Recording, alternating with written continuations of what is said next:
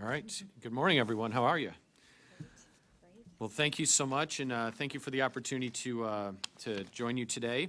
The Subcommittee on Technology Modernization will come to order. I want to start by thanking our ranking member and the host today in your district, Ranking Member Budzinski, for welcoming us to Illinois' 13th District. I appreciate the hospitality and the welcome and everyone, and really just the warmth that I can feel for how you care for veterans and how you've welcomed us in the committee here today, and I really deeply appreciate all of that. I'd also like to thank the University of Illinois and the Ches Veterans Center for hosting us, and for all of the staff of the university that helped make this hearing possible. I know many of you went out of your way to put this together. And Colonel, I appreciate your willingness to help pull this together and everything that you did. Even though you were voluntold, I appreciate your willingness to step up and do that. And I appreciated our conversation earlier, really about that transition from military back into civilian life and what the challenges that some of our veterans face, whether they're on campus or not, and how we can do a better job of really making that transition easier for our veterans. I also want to thank Garrett Anderson, who's here. Where's Garrett? Very good. Garrett, thank you so much for taking me on the tour this morning. Really appreciate all of your very, very clear commitment to veterans and making sure that they are welcomed home and treated with the dignity that they need, and really transitioned as effectively as possible. So I can tell that you take a great deal of pride in that, and we appreciate your work in that regard, so thank you. The mission of the Technology Modernization Subcommittee is to make sure that VA is buying, using, and developing the right information technology in order to deliver the best care and services for our veterans. And that's the task that we have on this subcommittee, and it plays into why we are here today. Technology plays a huge role in delivering VA care to rural veterans because VA simply cannot give veterans all the care and services they need at traditional brick and mortar facilities that are often too far for veterans to reach or might not be as convenient to them because of their limitations for travel. This topic is also personal to me. I served 22 years in the United States Army, and I'm now building a family in a rural part of Michigan myself. I also represent Michigan State University in my district, so I do have to say a go green while I'm here. I know firsthand the frustration that veterans feel when the care they've earned is out of reach simply because of where they live. I actually do not have a VA hospital facility in the district that I represent, so the 800,000 or so residents of my district and the veterans there have to travel outside of my congressional district if they go to a VA hospital. That's what today is about, making sure rural veterans aren't left behind. The reality is, veterans in rural communities face serious barriers to accessing VA care. Nearly 1/3 of VA enrolled veterans live in rural communities. They drive longer distances. They wait longer for appointments, have fewer providers to choose from, and deal with limited broadband and transportation options.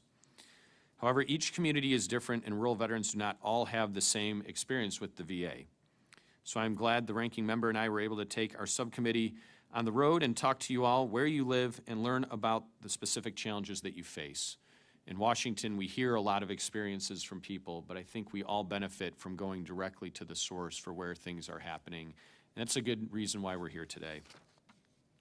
One of the most important tools that exists for rural veterans is the Community Care Program. Community care allows veterans, especially those in rural and underserved areas, to see outside providers when brick and mortar VA facilities can't meet their needs. Community care is VA care, and millions of veterans rely on it every single year. Having used community care personally, I know there is room for improvement. I want to ensure every veteran watching this hearing knows that they only need to meet one of the several criteria to qualify for community care.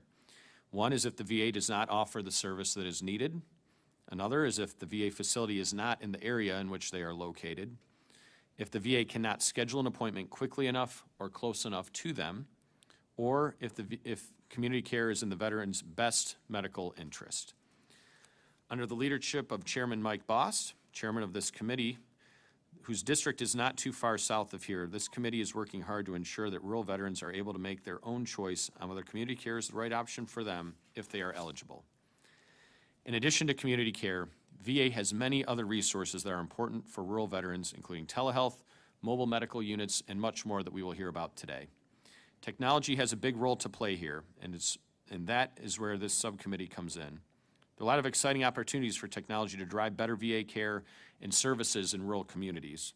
A great example is the external provider scheduling system, which allows VA staff to see real-time appointment availability and book directly with community providers or within the VA system, depending on which is available first and closer to home. While it is only active at around 50 VA medical centers currently, it has empowered staff to schedule up to 4 times more appointments per day by eliminating delays, confusion, and honestly a game of telephone that goes back and forth. Another great example is telemedicine. When it comes to mental health, where isolation is a real risk, tools like mental health and remote monitoring are essential lifelines for veterans who otherwise might fall through the cracks. And I want to say I'm very impressed by the services you have here that allow veterans to access those services around other veterans who may have had a shared experience to them. So I think that's another important community aspect of this. But even with these tools, there is room for improvement. Reports from GAO and the VA Inspector General have shown that rural health programs lack clear performance goals, outreach strategies that are inconsistent at the visit level, and community care referrals still take too long, especially in high-need areas like mental health and women's care that we're still trying to make strides in. Provider participation in VA cellular networks is also lagging, with some rural providers walking away due to red tape, poor communication, or late payments. We can't let bureaucracy or outdated processes get in the way of quality and timely health care. This subcommittee is committed to ensuring that VA's rural health programs are well managed, accountable, and truly reaching the veterans they're meant to serve. That means cutting the red tape, improving access to care, and ensuring every veteran understands their options for quality care and that we leave no veteran behind to figure this out for themselves. It also means ensuring the resources are there to sustain proven services and tools, like the external provider scheduling system, telehealth, transportation services, and others. My goal is to ensure every program is driven by measurable outcomes that validates better health outcomes, not just good intentions. In fact, we talked about that today earlier. There are so many veteran organizations out there, each with good intentions, sometimes duplicating services, sometimes duplicating intentions, and having a real drive to find out where we can get that done in the best way is really important. The bottom line is this: geography should never be a barrier to care. If a veteran qualifies for VA health care, it's our job to make sure they can get it without delays, without confusion, without frustration, and without giving up. We hear too many stories about veterans who've simply abandoned the benefits that they've earned because they can't untangle the confusion. I look forward to hearing from you all about how we can accomplish this today. Before I turn it over to the ranking member, I just want to remind everyone here that this isn't an open forum, but is a oversight hearing for members of Congress and the witnesses that are before us today. They will be testifying under oath, so this isn't a forum for individuals to participate. But I know, seeing as how we're in the ranking member's district, if you do have questions of your own, I'm sure she's available to work with you on those. And with that, I will yield to the ranking member for her opening statement, and thank you again for having us. Thank you very much, Chairman Barrett, for coming to the 13th District. Welcome to Urbana. It's really great to have you here. I appreciate you making that trip. I also want to just echo a sincere thank you to the Shez Veterans Center and the leadership. I've had the privilege of visiting this center, and I know the important work that you're doing for veterans, student veterans on campus, and just want to say it's so special to be here having you host us for this field hearing. So I want to say a sincere thank you. And thank you to the University of Illinois. You know, Chairman Barrett's district and mine are probably very similar. He mentioned Michigan State, so I have to say go Illini. But very similar in a lot of different ways. And so I think that this forum, this panel is going to be really, I think, really important to both of us, and we'll take all of this information back with us to Washington. So I look forward to a robust conversation about the experiences specifically for our rural veterans, gaps in access to care and benefits and resources that are available to bridge them. I want to also welcome our diverse panel of witnesses representing VA leadership, veteran service organizations, county and state programs, and most importantly, veterans. I'm grateful to all of you for being here, and I know that many of you traveled long distances to participate. Please know that I appreciate those efforts, and this conversation wouldn't be as productive without you, so thank you. For the rural veterans in the room, this type of travel is nothing new. Whether it's driving hours to the closest VA medical center or even farther for a compensation and pension exam. Rural veterans are unfortunately used to traveling to access the care and benefits they have earned through their service to our nation. I think something the chairman mentioned I share in common. Danville, Illinois is actually outside of my district, about 45 minutes from here, but is the closest VA hospital. So the 13th district is serviced by VA hospitals, but just outside of it. This is the biggest reason that I believe that community care, though, has to remain available to rural veterans. Unfortunately, community care access in rural America is not guaranteed. Due to financial issues and national provider and nursing shortages, rural health care is dying. Changes to Medicaid will only make it worse. According to the Center for Healthcare Quality and Payment Reform, 700 rural hospitals, a third of all rural hospitals in the country, are at risk of closing in the near future. Almost half of those are deemed at immediate risk of closing. In fact, Illinois has already lost 3 community hospitals in recent years, and 9 more have been deemed at immediate risk. We cannot have a conversation about community care without addressing the fact that it may not be there to take care of our veterans. I hope to hear from VA regarding its plans to ensure that veterans continue to have access to care. The work that Chairman Barrett and I do on technology modernization, on the Technology Modernization Subcommittee, seeks to help VA bridge some of these gaps through the use of technology. VA has long been a pioneer of telehealth, and during the COVID-19 pandemic, the department quickly pivoted to expand telehealth, which allowed many veterans to continue to receive much of their care.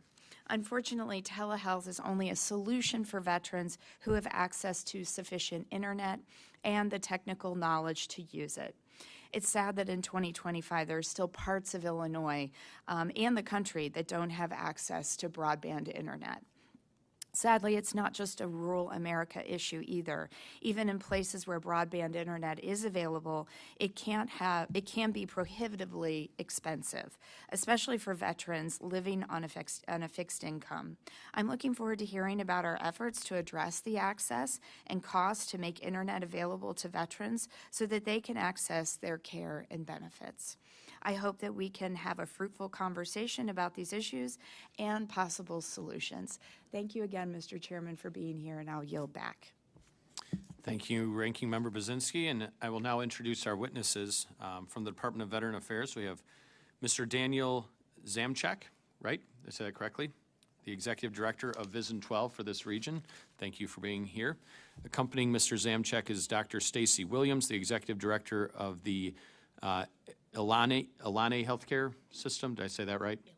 Illiana, sorry. My apologies. They even spelled it phonetically for me. So, yeah. I'm an Army grunt, so, you know, I was in the artillery. We just got to get close. And Dr. Peter Kaboli, Executive Director of the Office of Rural Health. Thank you. We also have Mr. John Lawson, Army veteran and Superintendent of the St. Clair County Veterans Assistance Commission. Thank you. And Ms. Hillary Raines from the Illinois Department of Commerce and Economic Opportunity. We met back in the coffee room earlier, so thank you. And I think you told me you traveled a bit of a distance to get here today, so appreciate it. Thank you for being here.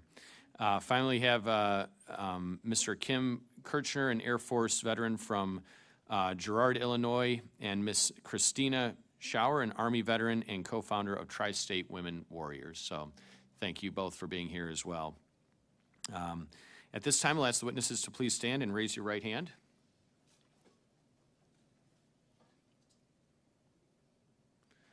Do you solemnly swear under penalty of perjury that the testimony you're about to provide is the truth, the whole truth, and nothing but the truth? Very good. Thank you, and let the record reflect that all witnesses have answered in the affirmative. Mr. Zomchek, you are now recognized for 5 minutes to deliver your opening statement on behalf of VA. Okay, well, thank you very much. Good morning, Chairman Barrett, Ranking Member Baczynski, and our distinguished guests. Thank you for this opportunity to discuss VA's efforts to enhance the well-being of our rural veterans, especially within the VA Illiana healthcare system. As you announced, my name is Dan Zomchek. I am the Network Director of Vision 12.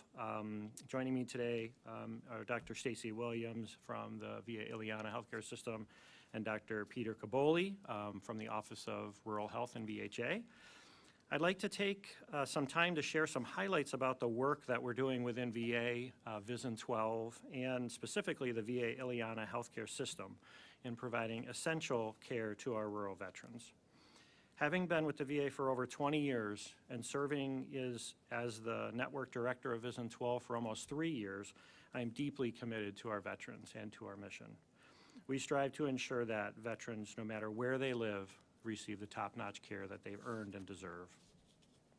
I'll start with the healthcare services provided by the VA Illiana healthcare system.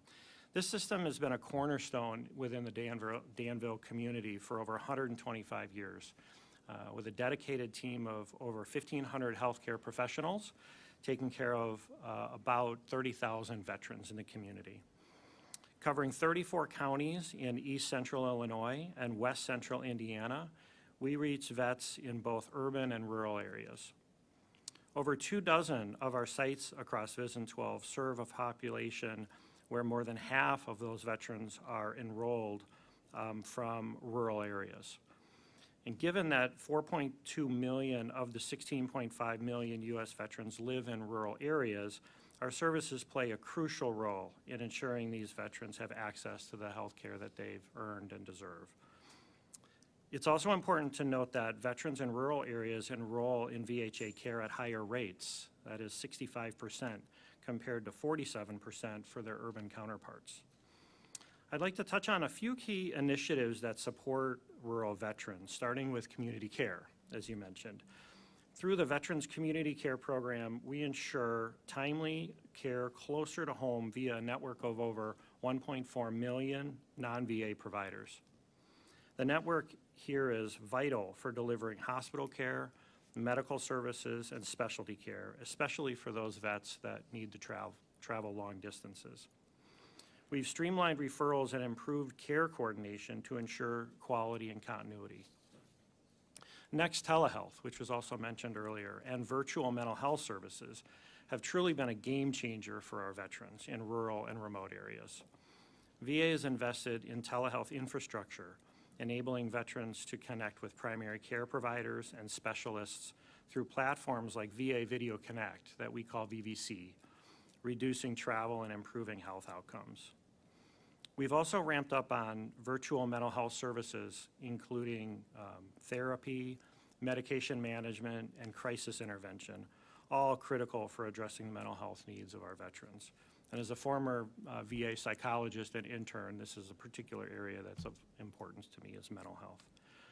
Lastly, on beneficiary travel, we recognize that getting to appointments can be challenging for our veterans in rural areas. VA's Veterans Transportation Service, or VTS, provides door-to-door rides for eligible veterans. Our highly rural transportation grants program helps vets to travel to VA medical centers. And the Volunteer Transportation Network, backed primarily by the Disabled American Veterans Organization, which is a fantastic partner for us and our veterans, offers free rides through volunteers. So that said, Chairman Barrett and Ranking Member Budzinski, I want to thank you for allowing me and us to share our efforts in assisting our rural veterans. With your backing, VA continues to expand its reach, ensuring more veterans receive the care that they've earned and deserve. We appreciate your commitment, and we look forward to discussing these points further during today's field hearing. Thank you. And the written statement of Mr. Zomchek will be entered into the hearing record, and appreciate your testimony.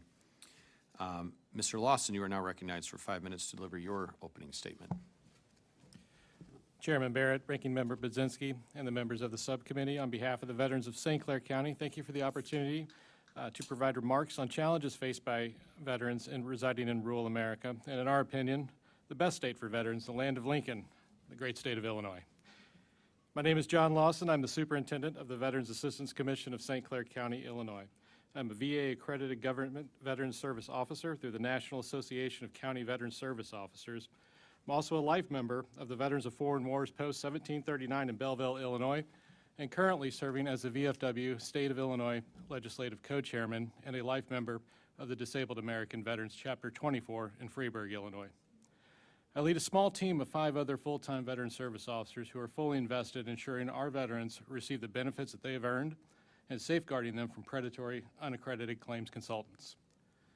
St. Clair County is unique in that while we do have a suburban feel and a significant active military presence at Scott Air Force Base, much of our veteran population exists in the small towns that dot rural Illinois. We consider ourselves very fortunate to have our VA community-based outpatient clinic, the CBOC, in Shiloh, Illinois, and one more forecasted to open in Scott Air Force Base. Even with these 2 facilities, our population of veterans from St. Clair County and surrounding counties have eclipsed the safe patient load our great care providers at the CBOC. Many veterans cannot use this facility due to these patient load caps. Coupling this limiting factor is a limited scope of care available at the CBOC that nearly always leads to a veteran being referred to a VA medical center for specialty or advanced care needs. Our veterans are served by the St. Louis VAMC that also serves over 110,000 eligible veterans on the Missouri side of the river. Although we understand that full-service VAMC on the Illinois side of the St. Louis Metro may not necessarily be in the cards for the nearly 104,000 eligible veterans of the Illinois 12th and 13th congressional districts, we do need a much larger footprint and improved service capacity for our veterans by way of a higher level of care facility that is able to accommodate our needs beyond routine physicals and blood draws. At my last count, we had 5 patient-aligned care teams at the St. Clair County CBOC with a max patient load of 6,000 veterans, with 2 additional patient-aligned care teams forecasted for the future Scott Air Force Base CBOC. This combined maximum patient load of 8,400 only represents about 33% of the eligible veteran population of St. Clair County, according to the 2023 VA GDX, and roughly 8% of the eligible veterans of the 12th and 13th congressional districts. The non-forecasted number is even more disappointing at approximately 24% for St. Clair County and 5% for the combined congressional districts without inclusion of the forecasted Scott Air Force Base CBOC. We do believe that H.R. 740, the Veterans Access Act of 2025, will be a good start for St. Clair County veterans, especially as our CBOC in Shiloh sits directly between 2 full-service hospitals less than 2 miles to the east or west, much closer than the nearest VAMC in St. Louis, Missouri, at 45 minutes to an hour away. We look forward to the subcommittee's help to help our veterans by working with the VA to direct the development of automated approvals of community care applications to reduce the time to approval, reduce travel, reduce the delays in receiving care, and also supporting the local community by veterans utilizing their earned VA compensation where it was intended, in that veteran's local community, not in another state. Additionally, we'd like to ensure that the veterans do not receive bills for this care when applicable. Negotiated reimbursements and payment submission portals for providers should be developed to ensure clarity of responsibility of payment for the provider and patient. Lastly, ensuring our VA electronic health records are two-way accessible to the VA primary care providers and the community care providers is essential in ensuring the best possible outcomes for our veteran patients. In situations involving advanced or specialty care, miscommunication between providers can cause irreparable harm to the veteran. I wish to emphasize that our support for the Veterans Access Act of 2025 is not to be an indication that we support substitution or privatization for direct VA care for our veterans. To be straightforward, we do not. Our support of this proposal is as a supplemental partnership with the community medical providers to ensure timely access to care and the best possible health outcomes for our veterans. It is important to remember that providing resources for care only in the community and not also for VA direct care can lead to a less capable VA, which is a detriment to our veteran care. In military terms, community care is a force multiplier when leveraged correctly, not a substitution. Chairman Barrett, Ranking Member Budzinski, this concludes my testimony. I've also submitted written testimony on other pending legislation matters for your review. I welcome any questions from you or members of the subcommittee. And with 2 seconds to spare, we appreciate your testimony today. So did you time that out? Yes, sir, I did. I'm a slow talker from the Ozarks. I'm surprised I got it out that fast. Well, thank you for your testimony. Thank you for being here. And the written statement of Mr. Lawson will be entered into the hearing record. Thank you. Ms. Raines, you're now recognized for 5 minutes to deliver your opening statement. Thank you so much, Mr. Chairman, Chairman Barrett, Ranking Member Budzinski, and distinguished guests. Thank you for the opportunity to testify today on behalf of the Illinois Department of Commerce and Economic Opportunity and the Illinois Office of Broadband. I'm here to talk about the critical intersection of telehealth access for rural veterans and the impact of the digital divide on their health and well-being. When we talk about the digital divide in 2025, we're talking about a disparity in access to fast, affordable, and robust internet, as well as to the devices, tools, and skills that allow people to connect to critical supports throughout their lives. Vulnerable populations often find themselves on the wrong side of this divide, and veterans, of course, are one of them, with only about 67% of Illinois veterans having and using broadband access.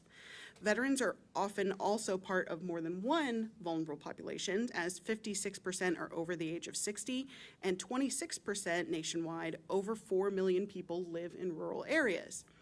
Rural residents have their own challenges where internet connectivity is concerned. The FCC estimates that 28%, almost a third, of rural residents lack broadband access. 57% of rural locations in Illinois alone are entirely unserved or underserved, receiving internet speeds below the FCC's minimum recommendation of 100 by 20 megabits per second. This recommendation is indeed the bare minimum, as it's only often adequate for one user at a time to do everyday tasks like video conferencing, streaming, and emailing. The inability to complete these tasks from home disadvantages rural veterans, especially when trying to access telemedicine resources. The VA obviously provides vital care centers and hospitals across the country, but when we look at veterans who live in rural areas, they live an average of 45 miles, and that's an average, to be seen in person at a VA center. And as veterans are twice as likely as non-veterans to suffer from 2 or more chronic health conditions, frequent checkups and appointments are especially important. Telehealth resources began to be promoted heavily just before the pandemic to alleviate those challenges with transportation and provider availability, but adoption rates in rural areas suffered because of the lack of broadband access. When considering additional complications such as subscription affordability, device ownership, and varying degrees of digital literacy and skill, especially in the more than half of veterans over 60, the problem is laid out in stark relief. Illinois has already worked diligently to increase broadband access for rural residents through the Connect Illinois Broadband Infrastructure Grant. Connect Illinois allows internet service providers to build high-speed fiber infrastructure in rural areas that often have low population or subscriber density and are isolated from middle-mile infrastructure. As of today, 3 state and federally funded rounds of this program have connected approximately 7,500 households, with 46,000 total more to be connected over the next 3 years. The 4th round is currently being funded by the Federal Broadband Access, Equity, and Deployment Act, you might have heard BEAD, program, and stands to connect over 165,000 Illinois residents and almost 5 million other households across the country without adequate connectivity. While the BEAD program is in progress, there is another program that can fund veterans serving organizations on the ground and help to provide rural residents with device access, digital skill building, one-on-one troubleshooting support, and more. That program is the Digital Equity Act. This program was poised to provide $2.75 billion to states to support programming and subgrants to direct service organizations, with veterans being targeted as one of the vulnerable populations most affected by the digital divide. Illinois was to receive more than $23 million to equip households and residents with the skills, resources, and tools needed to use the high-speed internet. Illinois received over 260 subgrant applications throughout the state, with the full ask over $100 million, far outstripping the available funds, showing the need. Some of the programs proposed were to support telehealth and resource access for recently separated women veterans in the rural Southwest Central region, veteran-focused digital literacy classes, mobile skill building hubs, and secure community telehealth rooms. Unfortunately, the Digital Equity Act and its $2.75 billion of appropriated funding were terminated by executive order, leaving these programs unfunded. Expanding access is the key to health and well-being of rural veterans. Thank you so much, and thank you for having us today. Thank you for your testimony. Thank you for being here. The written statement of Ms. Raines will be entered into the hearing record. Mr. Kirchner, you are now recognized for 5 minutes to deliver your opening statement. Good morning, and thank you everyone for taking the time out of your day to listen to my testimony. My name is Kim Kirchner, and I'm a proud veteran who served in the United States Air Force, Illinois Air National Guard, and served in Operation Iraqi Freedom and Operation Enduring Freedom. I'm currently a sergeant with the Macoupin County Sheriff's Department. I'm writing the testimony in regard to the care that I have received at a compensation and pension exam. I drove over 30 minutes to an exam that the VA scheduled for me with a contract provider. When I arrived, the medical provider informed me that I was not on her schedule and that she couldn't find my medical records. I told her that the VA had called me and asked me to come in at an earlier date due to an opening. She finally found my records, but had an attitude through the entire exam, which lasted a total of 3 minutes. At no time did she conduct a medical exam on me. She only reviewed my medical record. Based on that exam, VA denied my claim. In order to finally get my claim awarded, I had to do a whole nother medical exam. This was a massive waste of my time and taxpayers' money. I firmly believe that I am not the only veteran this has happened to, and the outsourcing of these exams definitely needs to be looked into. When a veteran goes for an exam, they should be treated with the utmost respect they deserve, especially for putting their lives on the line for our country. When I walked out of that exam that didn't last approximately 3 minutes, I have never felt so disrespected in my life. It was very frustrating to get treated this way, especially having to drive 30 minutes to the exam due to living in a small town and nowhere close to a VA clinic.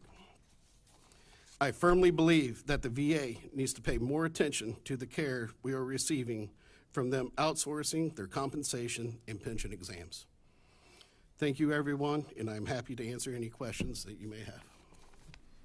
Thank you, Mr. Kirchner, and thank you for your service then and your service now. And I've heard from other veterans with similar experiences to yours with that compensation and pension. So I want to make sure that we correct that, and I hope your experience since then has been far better and far more respectful. And if not, I know the ranking member and I would be very interested in ensuring that that happens for you going forward. Your written statement will be entered into the hearing record, and again, I appreciate your willingness to come and testify today. Ms. Schauer, you're now recognized for 5 minutes to deliver your opening statement. Chairman Barrett, Ranking Member Budzinski, and members of the subcommittee, thank you for the opportunity to speak today. My name is Christina Schauer. I'm a U.S. Army Iraq War veteran and president of the Tri-State Women Warriors, a nonprofit with a mission to provide connection and advocacy for the unique needs of women veterans and service members. Today, I will focus on 3 key areas of impact for rural veterans: enhanced community outreach, coordinated and purposeful community care utilization, and a strong rural VA presence. Community outreach is vital to ensure veterans understand their benefits, how to access them, and why they matter, especially in isolated rural areas. The VA's Community Engagement and Partnerships for Suicide Prevention program has been essential in supporting local coalitions like ours working to prevent veteran suicide. Our local engagement coordinator has been a behind-the-scenes champion of the Tri-State Women Warriors, which has now served over 100 local women through live events and helped many access VA care for the first time, some for trauma experienced decades ago. These outreach programs serve a vital role in ensuring rural communities stay informed and engaged with the VA. While many of our members prefer VA care, almost all of us have relied on VA community care at some point due to specialty care needs, wait times, or distance. Despite its necessity, community care is not optimized. Research shows that community care clinicians often report learning about policy and workflow changes only through error notifications and request denials, which is consistent with reports we hear from veterans in our community. Any policy change that impacts community care partners, such as the Compact Act, should follow an effective standardized communication process that includes clinical services as well as billing departments to safeguard veteran care and prevent them from receiving medical bills in error. Care continuity is also an ongoing issue. Successful implementation of a comprehensive EHR is paramount to ensure the seamless flow of communication across care teams. Lack of cultural competency has also been a pain point for community care, and unfortunately, initiatives to improve this are resource intensive. With 48% of rural hospitals operating at a financial loss in 2023 and the recent passing of H.R. 1, most rural hospitals are strategizing ways to ensure their doors stay open and would struggle to absorb any additional financial strain. With healthcare viability in mind, it's also important to acknowledge that 92 rural hospitals have closed or have been unable to continue providing inpatient services in the last decade. A recent study showed that even in major cities, average wait times across specialties are increasing, and nearly 62% of mental health provider shortage areas in the United States are rural. Expanding community care without addressing provider shortages could exacerbate current access issues if VA resources are lost within these communities. Our local CBOC is a trusted anchor, and this committee's greatest focus should be ensuring rural veterans have access to VHA's veteran-centered patient care. Research shows rural veterans report higher satisfaction with VA care than community care, and that VA facilities often outperform or match non-VA providers in quality and safety. When a permanent physical VA presence is not possible, strategic telehealth can extend resources and build connections, evaluating when face-to-face interactions are most critical to building trust, and supplementing with telehealth can broaden the meaningful, Evaluating when face-to-face interactions are most critical to building trust, and supplementing with telehealth can broaden the meaningful reach of these CBOCs. Finally, we must protect the psychological safety of the VA workforce, many of whom are veterans themselves. Successful deployment of a modernized EHR will rely heavily on a strong, confident workforce, which is only possible when employees feel valued and supported. This subcommittee is uniquely positioned to lead in expanding VA access to rural veterans through technology. Community care is vital, but history shows that even well-intended privatization can lead to inequitable services for rural communities, as resources naturally shift to more profitable urban areas. As we see this disparity in the broader healthcare system today, the VA remains a vital equalizer. A balanced, bipartisan approach can strengthen both VA and community care to ensure our most vulnerable veterans are not forgotten. The VA I returned to in 2004 after my deployment to Iraq as a student on this campus, where I was told by the VA in Danville that my new breathing issues were likely from anxiety, is not the VA we have today. The progress we have made has been intentional and remarkable. Let's continue investing in this transformation and use modern tools to bring care and benefits closer to rural veterans who have earned them. Thank you. Thank you, Ms. Schauer. Appreciate your testimony, and your written statement will be also entered into the hearing record. And we will now proceed to questioning, and I'll recognize myself for 5 minutes, and I forgot to advise you ahead of time, but we have a light system here in front of you, green, yellow, and red, pretty self-explanatory. Yellow is you're getting close, and red is you're out of time. So, but we will begin questioning, and genuinely appreciate each of you that are here today and the testimony that you offered today. Ms. Schauer, when were you said you were deployed in Iraq, 03, 04 sometime, and where were you operating out of there? Baghdad International Airport. Okay, and what was your job? I was a combat medic. Oh, very good. Well, thank you. I was there a few years after you, and certainly appreciate your service there, so thank you. Thank you. And Mr. Kirchner, did you say you were Army as well? No, sir, Air Force. Air Force, okay. Yeah, and you were, where were you deployed when you were serving? Incirlik, Turkey.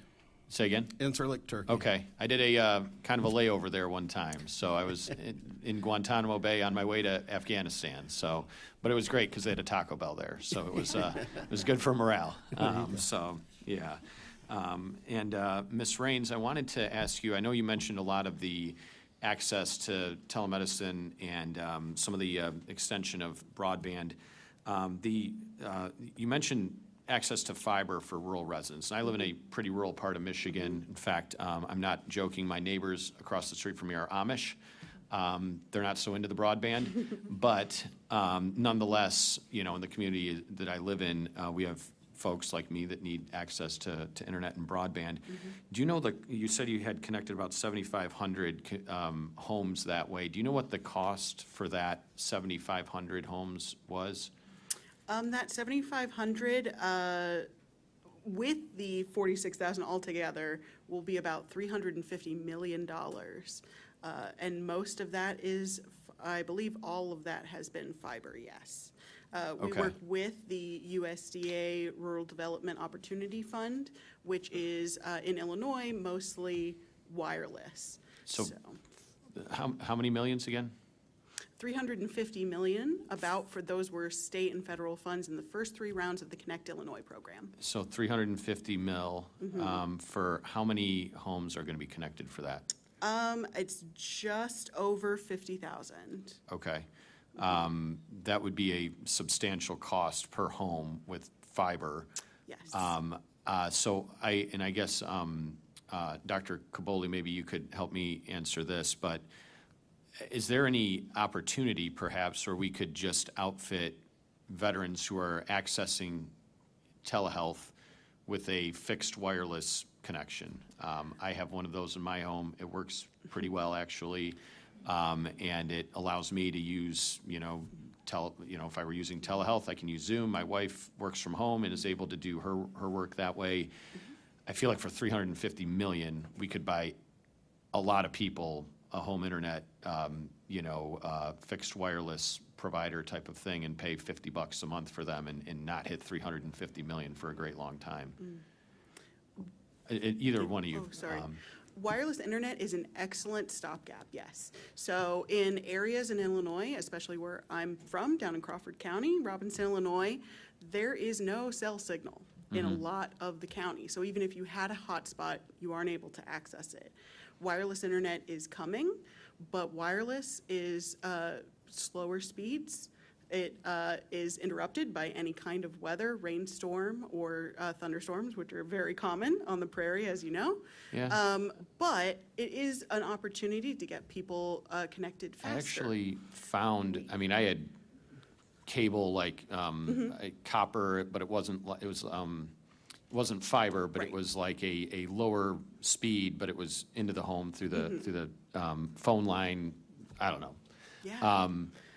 I've actually had more reliable service through the Verizon, not just a little hockey puck hotspot that you would take while you're traveling, but like the fixed plug into the wall kind of service that comes over the air. Yes. And I feel like delivering to those folks you talk about that are the most stranded, it's going to be a huge expense to run fiber to them, and I almost wonder if we'd be better served putting more of that into some of the more accessible already options available. The wireless tower that provides the Verizon service is served by fiber middle mile infrastructure. So middle mile infrastructure still needs to go out to provide that wireless service. And fiber optic, of course, is more expensive at the installation. It's also what we call kind of future-proof. It's 50 years is its serviceable life in the ground, and it's still being tested, so it could be even longer than that. As speeds increase over time and technology improvement, the cable does not need to be upgraded, just the data centers on either side, because it carries information at the speed of light. Sure, So just not to cut you off, I just wanted to get of Dr. course. Kaboli's thoughts really quick before I yield to the ranking member, and then we can come back after that. So go ahead. Yeah, real quickly. I think the other thing to think about is low Earth orbit satellite internet. Now, we looked into this the last couple of years to see if Office of Rural Health could provide that service for veterans. Unfortunately, there's no legislative mandate to allow us or authority to allow us to actually pay for it. Because you're right, the cost per month would be much less if we could just subsidize it, but we can't. But we do have a pilot with a company to sort of identify sort of what the challenges are, because one of the challenges in rural areas is actually the installation. You have to get somebody to come in, drive in, set up the satellite and all that kind of thing. But anyway, Sure. I'll stop there, but I think there's a lot of other options out there. Thank you. Thank you. Just to finish, in Illinois and across the country, we're using a mix of technologies, but of course, we're looking towards the future. So that's why we prioritize fiber, but it's definitely going to be a mix of all these things as well as low Earth orbit to deliver service. Sure. Thank you. I'm going to yield to the ranking member for 5 minutes for her questions. Thank you, Mr. Chairman.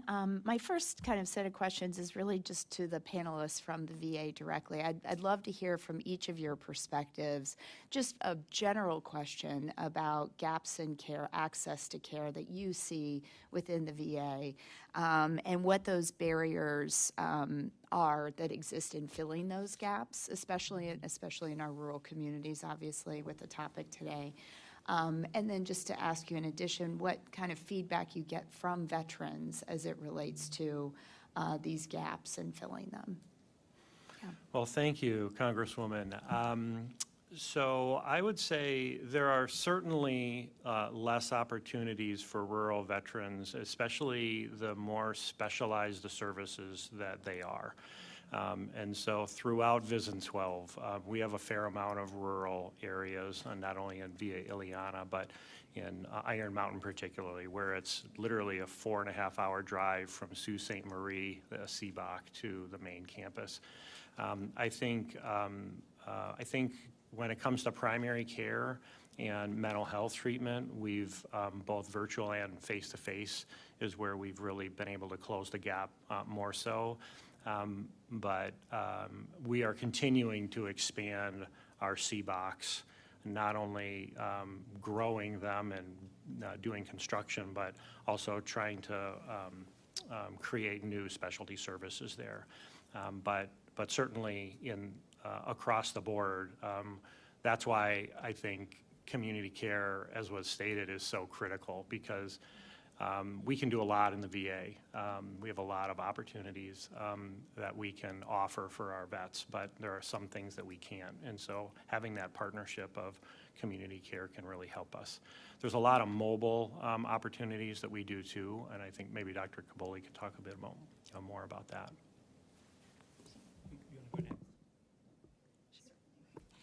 Okay, so here at VA Illiana, and I actually have spent over 30 years in healthcare, specifically relating to providing services to individuals in rural areas. So rural healthcare is a passion for me. At VA Illiana, we have actually implemented a screening program titled ACORN, which stands for Assessing Circumstances and Offering Resources for Needs. And to speak to some of the testimony that we've already heard, when we've done this screening through our social work team, it really addresses some of the social determinants of health, like food, housing, utilities, transportation, education, employment, digital needs, and the like. We've actually found that 19% of our veterans are positive for digital needs, and another 65% positive for social isolation and loneliness. Since we are a rural Department of Veterans Affairs hospital, we do have, CBOCs spread throughout this area, but we certainly recognize the needs of our veterans to try to remain connected with not only health care, but with one another. I just want to say, to start out, though, I'm actually from Iowa City, Iowa. I grew up across the river from Illinois and Southeast Iowa, so go Hawks. We have the Big Ten covered here. But I did wear my Illini colors today, Yes, just thank you. because I knew where I was. No, I think to answer your question about access and gaps, I think it comes down to sort of, kind of like Ms. Rain said about, you use every possible thing you have. What do we have that we can get veterans access to care? So it's face-to-face care with us, face-to-face care in the community, telemedicine, instant messaging. We have all these things offered out there. And the thing is, not every veteran wants telemedicine. Of veterans that have used telemedicine, 80% say, yes, I want this. 20% say, I tried it, it's not for me. And pretty much all of us had some form of telemedicine during the pandemic. So we've had experiences with it, and really veterans want more telemedicine. But again, what do they want? Let's either bring them to care or bring the care to them. Yeah. Could I ask just one follow-up question? One thing I've noticed within the district, just within healthcare in general, just even beyond providing care to veterans, is we lack the ability to attract specialty care, healthcare professionals, doctors, nurses, and so we have a shortage of healthcare professionals just within our hospital systems. Is that reflected as well at the VA in Danville, that you have those shortages or a hard time kind of attracting those professionals? We have very similar challenges to what are experienced in the private sector and the community care network, yes. Yeah. Okay. Yeah. If I can add to that, I think one of the things that we do have is, because we're a national network of providers, we actually don't have a shortage, say, of primary care providers. Even though there's shortages everywhere, we just don't have them all in the right places at the right time. And so, like you were talking about PAC teams and how many providers they have, we can supplement that through the Clinical Resource Hub program. So we can supplement primary care, mental health, specialty care. So a nephrologist in Boston who has extra effort to give can provide care in rural Illinois. And that's Telehealth. by telehealth. Yeah, yes. telehealth is key to that, Yeah. yeah. Okay, I'll go ahead and yield back. Sure, thank you. I'll now recognize myself for 5 minutes. And I know a couple of you, I think Mr. Lawson and Ms. Schauer, you mentioned the electronic health record upgrades that are necessary to kind of integrate that community care and VA care together, because oftentimes veterans will, even if they're using community care, will also have a segment of their health care through VA. And that's been a major subject of consideration by our subcommittee. I feel like it's taken up 80% of my life these days. But if you can give us any of your perspective as to your expectations for that. I know this, Cerner has now been acquired by Oracle. The vision that I live in, and specifically in Michigan, is the next region to receive this update, and it's frankly not gone well in the places it's been rolled out in the past, minus the exception here in Illinois. And curious if you have any thoughts on how that will take place, and what would be things we ought to look for on this committee to make sure that it is done appropriately. Yes, when we think about those electronic health records, even speaking from the private sector experience in my previous life before the superintendency here, the systems do not talk with one another. So you might have one healthcare facility using I don't want to endorse any places here, but Epic, and then one maybe on Cerner. Those two hospitals might even be owned by the same ownership group, but don't communicate with one another with those records because they don't intermix. So I think what we'd be looking here is, we look to like software service type of mechanisms to where maybe providers might be provided login access, something along those lines, to direct access those records from the VA. On the software rollout from Oracle and Cerner, we did get an update about that last week at the NAC-VSO annual conference, and when we think about those records coming in from the active duty component of the U.S. Armed Forces, it is happening. It seems or appears, or we've been told, that those bugs have been worked out. Time will tell. However, we're looking at 18 months to 24 months of full rollout. And Illinois is not among the next states, by the way. We'd like to see that happen. So that really kind of covers that active duty component. I think what we really need to really focus on is how do we make access for those community care providers, either through a software service platform or some other type of agreement with those providers. So you're saying instead of like sending the file back and forth, having an access portal for the community care providers to access your VA record. Yes. And make maybe even some edit privileges to that for the community care work that's being done. Correct. Very similar how a VSO has VBMS access. I Sure. can get in there and I can kind of see what's going on with a case file. I think something very similar to that, but with a bit more privilege, from a provider end to add to Sure. and edit. Sure, very good. Ms. Schauer, I don't know if you have any thoughts on that yourself. So my background is nursing, not IT, and so I want to give that caveat. But as a clinician, just being able to access the records you need when you need them is especially helpful. And it goes two ways. It's the VA EHR, but then also figuring out with the community care, as you mentioned. Yeah. Everybody's working on different systems, and so making sure it works with a variety of systems. Another additional thing that just to point out, I know up until recently, we did have an EHR change in my organization, but when that interoperability is not there, sometimes it does rely on actually making a phone call to the CBOC or to the primary care team, which that relies on that CBOC being open. So weekends, holidays, nights, you don't always have that ability to access those records. Yeah. If this was ever a possibility, I would love to see a future where not only do we ensure that any veteran that's eligible for community care receives the information about what they're eligible for and where they can go, but alternatively, we have a lot of veterans that are not using their VA care. They're using the community on their private insurance. They may not have any awareness. I would love to see some way for some sort of integration that would allow community providers to easily screen and then refer to VA when somebody meets those criteria. Yeah, I don't disagree with you. I actually, one of the bills that I introduced was the Veterans Community Care Scheduling Improvement Act to allow for that integration with community care providers within the VA so that they could see that matrix of what is available. And one of the revisions we made to that bill was a requirement that if a veteran called for a scheduled appointment, they would be advised of both options available to them so that they would know what is available, so that they would then be able to choose between, I'm willing to travel a little bit further to get an appointment maybe sooner, or I'm going to stay closer for an appointment a little bit later, or just that entire decision matrix that they may have.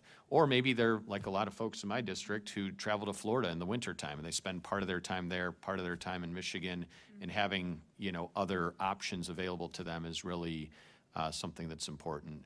So we are working through a lot of this electronic health record, tangled issue right now, but I know, Mr. Lawson, you pointed out in your testimony just that certainty that if you have, for example, a referral for a critical need, that it's not getting lost in that gap perhaps before this is fully integrated, so that we know if you send a referral for a test or a service, that it's going to be received on the other end and actioned appropriately in a timely way to make sure that it's not falling through the cracks. So appreciate that, and I want to yield to the ranking member for 5 minutes. Great, thank you again.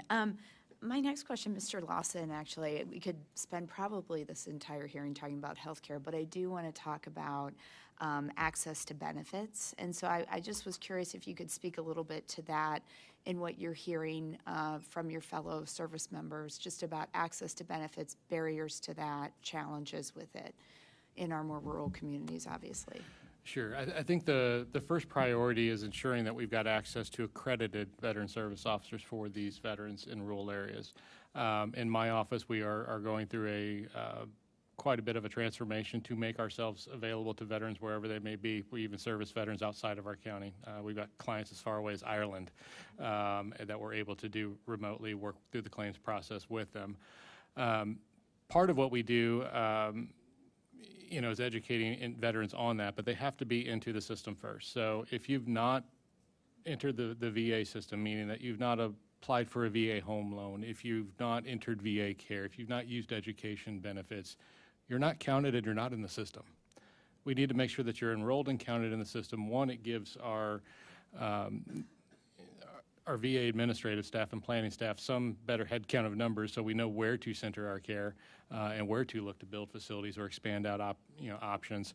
But for us, the challenge is especially as we stand up here in Illinois, our Veterans Assistance Commissions, making sure that we've got an accredited veteran service officer in every county. These veteran service officers are free for the veteran to use. They should use free veteran services officers at all times and never pay for the service. That is a benefit that they've earned, and they should not be charged to access it, and that's that. Thank you. Yeah, one of the things we've tried to do in my office is host resource center, resource fairs, connecting veterans to the VA, to services. And it's challenging. It's challenging to, we did it at one of our community colleges not far from here, and we had light attendance. So any observations or kind of suggestions you might have on how we can better connect? That's one thing we've been wrestling with. We attended one of your resource fairs recently as well at the Legion in Edwardsville. And we've noticed that as well, that the resource fairs, the face of the veteran is changing. We have to look at the demographics of these veterans, how they access care, how they consume information. Resource fairs used to work back when the internet didn't exist. Now that veteran has more access to information through their handheld computer on their phone than they ever will at a resource fair. But there is so much, as Congressman Barrett mentioned, so many groups out there that are trying to do good things. It's just not a very coordinated effort, in my opinion, that we need to figure out what that next generation of outreach is. Is it through social media? Is it through other platforms? It's just it takes money, quite honestly, to commit to those types of things. So we're looking and exploring how do we offer these things or these services or education opportunities in a more modern setting to appeal to the OIF generation, which is ours and currently in the most need for care at this point. I'd love to keep working with you on that to figure that out, for sure. We'd be happy to. Thank you. Dr. Williams, I wanted to ask, I know you're currently the Medical Center Director up in Chicago at the Jesse Brown VA MC. And so I was just wondering if you could maybe, since we're talking about rural healthcare, obviously Chicago not being rural, if you could kind of just talk to us a little bit about, as you're practicing, working up north, kind of the comparison between resources, any things you see different between what can be offered in a community that's more rural, the challenges or the lesser of the resources that might be down here, or maybe we have adequate, same amount of resources in Chicago, but I was just curious if you could reflect on that. Actually, what is very interesting about my time at Chicago is that the Jesse Brown VA actually hosts the clinical resource hub for Vision 12. Oh, okay. And so some of the rural health care that Dr. Kaboli was mentioning being provided through the clinical resource hub, I see the opposite end of that care. So I see those providers and those specialists in my role as the medical center director at Jesse Brown. And then I see my home site, VA Illiana, as a consumer of those services. And that partnership with the clinical resource hub is critical. There are some, obviously differences between urban and rural health care. And one other noticeable difference is the relationship or affiliations with the educational institutions in the different communities. Because a larger VA medical center obviously has typically a broader range of services, including specialties, there's a much tighter relationship with their academic affiliate. We do have a great partnership down here at VA Illiana with the University of Illinois Urbana-Champaign, so we're very fortunate for that, but it's a different relationship than what I see in Chicago. Yeah. Okay, thank you. I'll yield back. Sure, thank you. And I wanted to follow up a little bit more, Dr. Zomchek, about the EPS scheduling and how that has been integrated. I know it's not fully at every facility yet, and I'm curious in your vision where it's being used and how it's being utilized, and if you have any feedback for us as to how that's going in its real application sense now. Yes, thanks for that question. EPS, I'm well aware of it. Part of being the governance board that's been discussed for a number of months now, and so I've been involved in those discussions and in the rollout, kind of input about the planning. At this point, we don't have any of our 8 facilities in Vision 12 that are in the pilot, as you had mentioned. However, I think it's a great thing. I think it's a wonderful opportunity to provide more resources and access for our vets and timeliness. I mean, literally, it's moving appointment scheduling from days or weeks in some cases to the period of minutes. So I'm encouraged about it, and but I do think it's a double-sided coin idea in terms of implementation, right? You really need the local medical center to be, engaged in opening up those clinic slots, but you also need the community partner and a connection like CEO to CEO to open up those grids and then kind of get proof of concept so that it can be expanded. Sure. For those that may be here today unfamiliar, it would basically, when you call to schedule an appointment, often in community care, I had this example happen to me. I had an audiology appointment, and they had to first call me and get my availability, then call these other providers that were available, then call me back, and they scheduled it at a time I told them I wasn't available. And then they told me, well, when that happens, we just schedule you for the next appointment if we can't meet your timeline that you're available. And I'm like, well, I'm literally going to be out of the state. I'm going to be in Washington, D.C., and you scheduled me an appointment in Michigan at the same time. And it was a very significant hassle. And so I think having that real-time awareness so you're not going through that game of telephone is really critically important. And so I think you're right, though. You need both the VA scheduler as well as the community care provider to opt into that meshing of information so that scheduling is going to be available for people.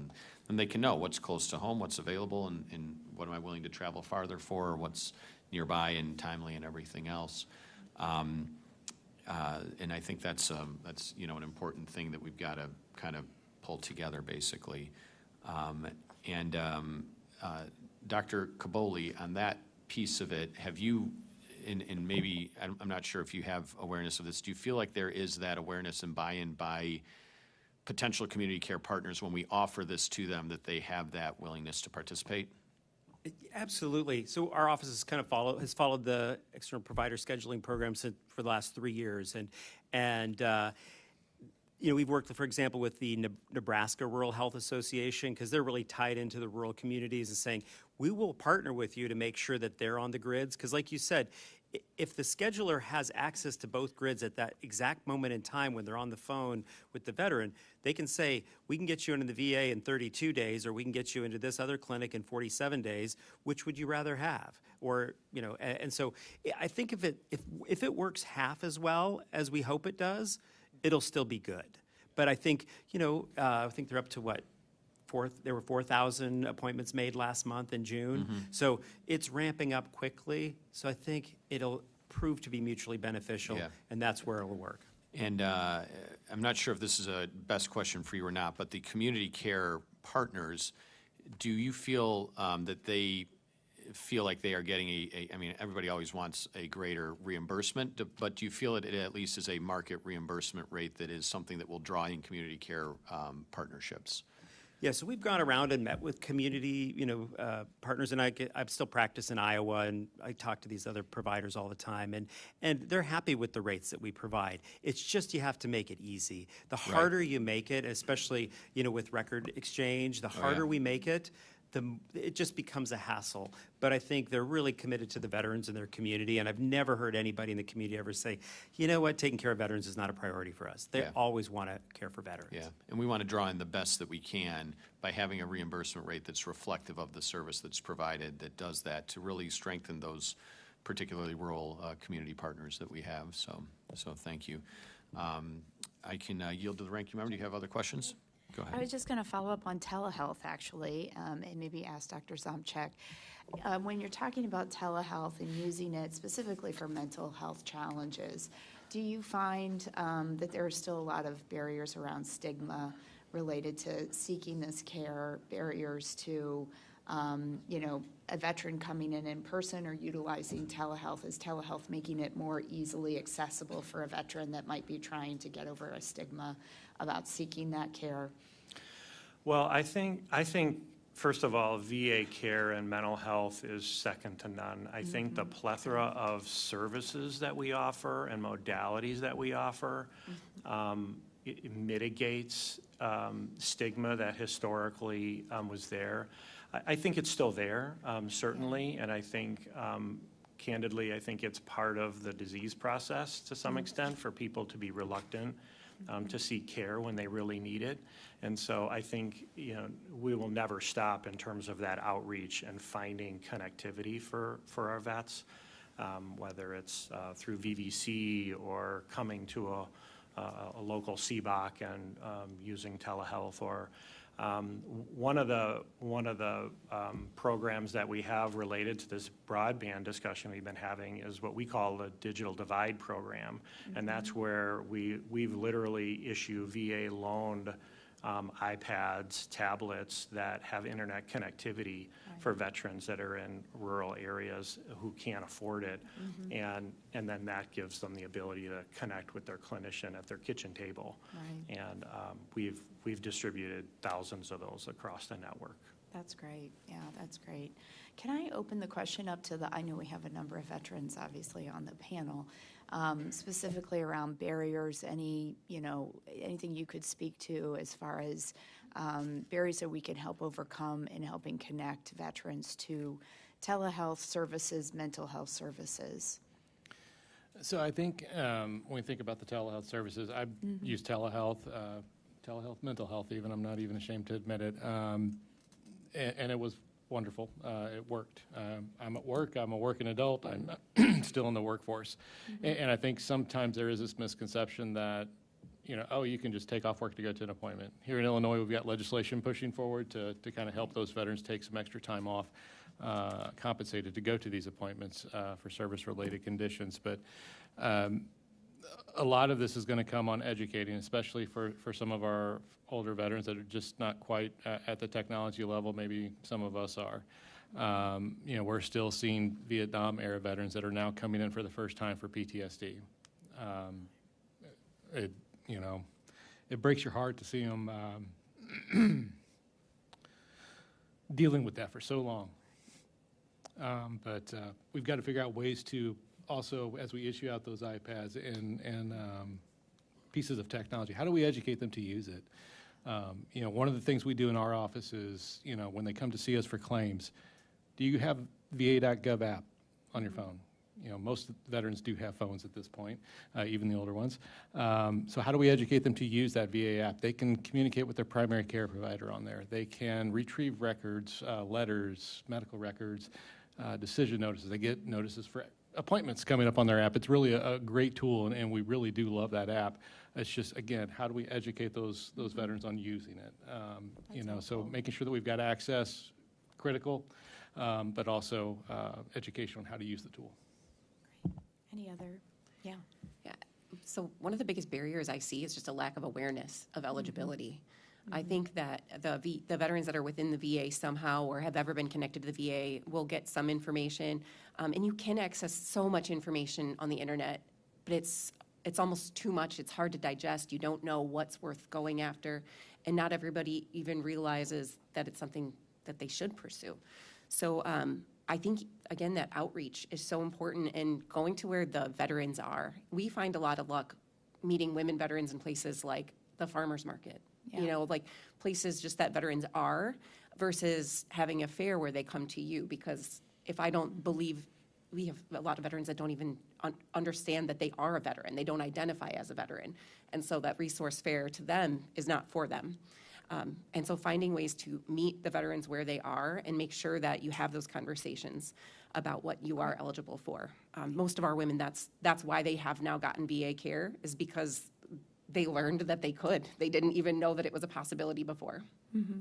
Thank you. I'll go ahead and yield back. Sure, thank you, and thank you for that. I think you're right. I think it speaks to a thing. Prior to coming to Congress, I was in the state legislature in Michigan, and we would always model our outreach, and instead of asking, are you a veteran? Because you're right, people will self-select out of that definition. You ask, did you ever serve in the military? And then you kind of can explore that from there. But it's hard to hold a resource fair and advertise it as, did you ever serve in the military fair? So it's a little bit harder to package. But I think it is part of that, going where people are instead of expecting them to come to us. I think there's a lot of, part of this is an inertia thing. Like you get started, you begin unpacking some of this, and then you work through the process and maybe obtain the benefits that you've kind of had on the back burner. Life comes at you, you're transitioning to civilian life, things are difficult. It's like being in a batting cage and you're figuring out how to get stood up again. And then you think you'll worry about it later, and then life comes in and you have a lot of other priorities. Even for our Vietnam generation coming home, they were treated so poorly when they came back that many of them just kind of packed it away, and then life took over, and then they moved to a different phase of life, and those things they had tried to pack away become to kind of percolate back out. And I really hope, and I think we are making the strident effort of making up the lost ground that we had with that generation, because they truly did suffer unnecessarily. And I think I will say, I'm grateful that generation made sure that our generation was welcomed back respectfully and with the dignity that all veterans deserve. And I think that each of our Vietnam veterans are owed a great deal of appreciation for that. Mr. Kirchner, I wanted to ask you a question. Since your really tragic experience with that provider, have you found, or have you gone back into any community care services? What has your experience been like more recently, and can you give us any insight into how that may or may not have improved and where you think those improvements ought to go. Sure. First of all, community care, excellent. Excellent. Every time they call about the appointment, like you said, we'll get back with you 24, 48 hours. It's within 10 minutes they're calling. You know, they're bringing their A game. Where I see that could be a benefit for the veterans and the VA is if I'm going to an audiology appointment, I want my records to be reviewed by an audiologist. Not a heart doctor or a person that's had the training. I don't believe the people that are doing these exams are the right people doing the exams. I think that's where You're talking for the compensation and pension? Correct. Okay, not the community care No, ongoing the medical? community care, they're Yeah. doing everything to get you there. Sure, They're, sure. You know, that's where community care is on top of their game. I Yeah. think that's where it's falling apart, is whenever community care is done, that's Yeah. where it's falling off the board. We'll take that back, because I'm not sure, sitting here, what the qualifications for those delegated outsourced, compensation and benefit exams, what a requirement is for that person to be. I'm sure they have to be a medical doctor, but I'm not sure in which specialty or what that would involve. So we'll take that back for consideration for some questions to VA about that. So I appreciate your insight there. And Dr. Zomchek, one thing, I know you talked about outreach with mental health and that being important, and I think that is a continuing effort we have to keep working toward. One population that we found some success in Michigan was actually reaching out to spouses of veterans as well, because oftentimes they are observing the behavioral challenges that veterans may have in a more intimate setting back home that they're not displaying out in public at their job, or they're taking that hardship back home with them. And I think that outreach to the spouses of saying, hey, here are some benefits that may be available to your loved one, may be that soft encouragement that they need to make the decision to come in to receive the help that they should have and certainly have earned. And I don't know if that's anything you've explored at all, or if it's worthy of your consideration or not. Yes, that's a great point. We know the connectivity with our veterans is often with family members, often children, could be a neighbor. I think as I hear this discussion about outreach and connectivity with our veterans, of course, we have telehealth coordinators, we have people to talk and to train and to teach our veterans and family members, but I really think that a multifaceted approach is what's needed. There can be some of these standardized approaches that we're doing, but what I've seen in my network is I have very rural and very urban centers, and even some of the hospitals that are very urban have very rural CBOCs.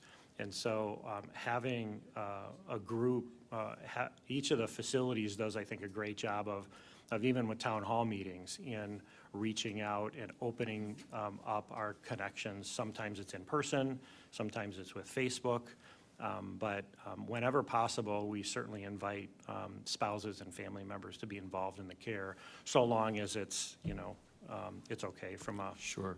health information standpoint. Do you know of any way that we've kind of tried to do the direct outreach to the spouses or near close family members of veterans, with resources from the VA to encourage them to try and encourage their veteran loved one to explore their benefits? I'd have to take that back, and Okay. I'd be happy to follow up with you about any specific program or initiative about that. Sure. I think mostly what we do is, it's all encompassing, so Yeah. all of the outreach that we do, we do not turn down if someone is asking about their father or mother Right.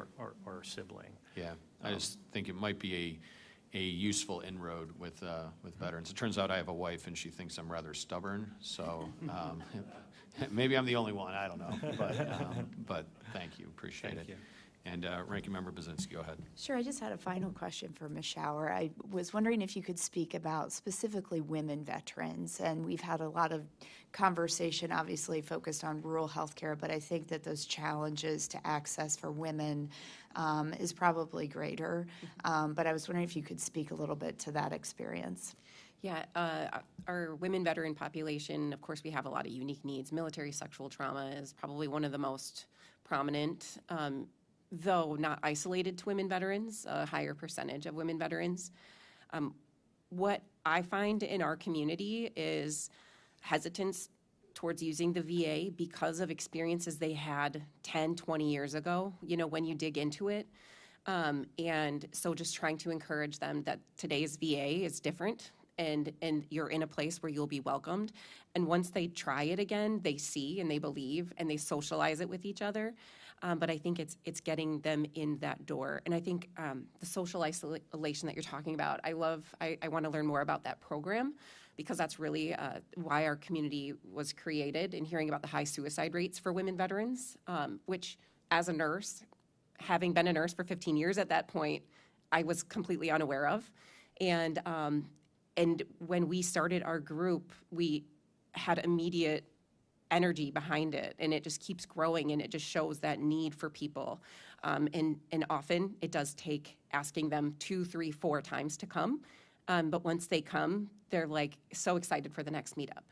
So I do think women have unique needs that have gone a little bit unnoticed and unrecognized for a while. And I'm really happy that today's VA is seeing that and addressing that. Thank you very much. I'll yield back, Mr. Chairman. Sure, thank you, and appreciate that insight as well. And I think maybe doing some public service outreach to women to really like having firsthand testimonials of women who've come back and now receive care at the VA to advocate for other women to, hey, this isn't, number one, this isn't the military. Whatever trauma you may have experienced there is not, I get that this is still the United States government, and there is a hill we have to climb to reestablish trust in many ways. But this is not the same VA that may have been unprepared during those early days of the war on terror and the war in Iraq, and coming back home in a lack of capacity and understanding, and kind of a little bit of a legacy VA that is since transformed, and through a lot of work that was done and paths that were forged by women like yourself and other veterans coming back home, and advocates like many of you here, and folks that work within the VA. So we appreciate your work doing that. I now want to yield to the ranking member for your closing statement. Yeah, thank you, Mr. Chairman. I just want to say again, thank you for coming to the 13th District. I really appreciate that. Thank you to all the panelists. This was very informative on the work that we have ahead of us back in Washington. I really appreciate all of your time in making the trip here. As the ranking member on the subcommittee with Chairman Barrett on tech and modernization, it was great to hear some of that conversation and how that's integrated into the rural experience for our veterans.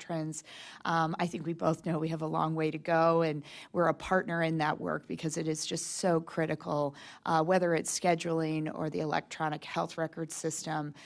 Getting that fully operational within the VA is something that's critically important and will be to the benefit of the services that the veterans so well deserve. So thank you again for being here. To the veterans, thank you for your service.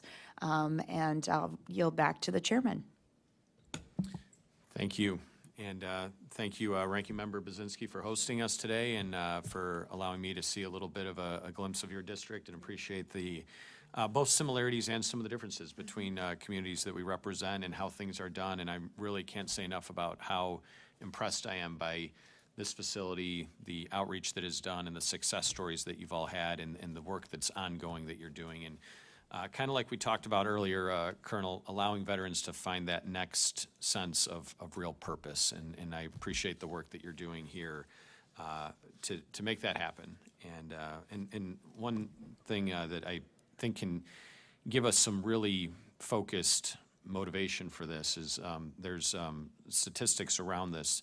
Of course, during that 20-year-long span of the war on terror, we had just over 7,000 troops die on the battlefield. Every single one of them is an absolute tragedy. I have friends that, and many of us who served have friends that were lost in that effort. We lost 35,000 more to suicide during the same period of time. And that really, to me, speaks about that the real total human cost of war that we have yet to fully appreciate. And we have a lot further to go in that, and how we can prevent those, each of which are preventable with the right intervention and the right outreach and the right care and treatment. So that is a real mission of what we on this committee are focused on.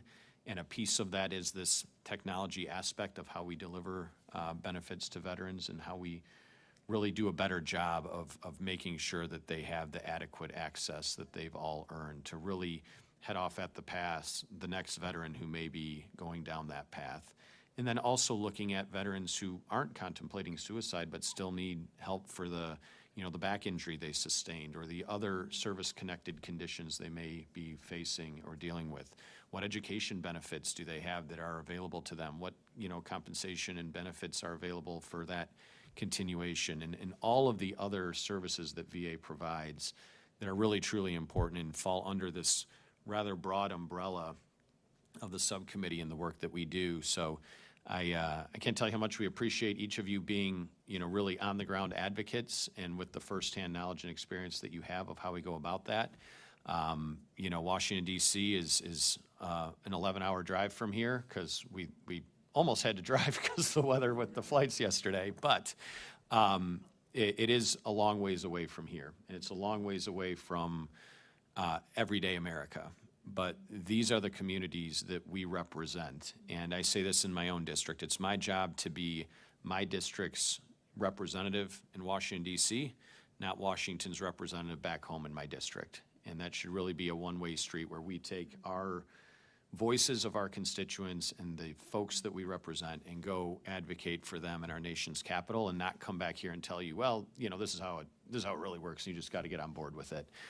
That's not the role of Congress, and that's never going to be what we do on this subcommittee. So this field hearing today really allows us to gather that insight from all of you here and take this with us back to our nation's capital to really do our best and strive to make the best public policy that we can on behalf of our veterans and on behalf of the communities that we represent. So I thank you again for hosting us today, and we look forward to welcome you to Michigan in the future to do another hearing in my district. And certainly for those of you that have further insight or thoughts for us, we welcome your insight. And if you make it to Washington, we'd love to have you in our hearing there as well. So thank you again to everyone. Thank you to the staff, both committee staff on both sides, as well as the staff for arranging all of this, for those that were here providing other services, for hosting us today. I really do appreciate each and every one of you.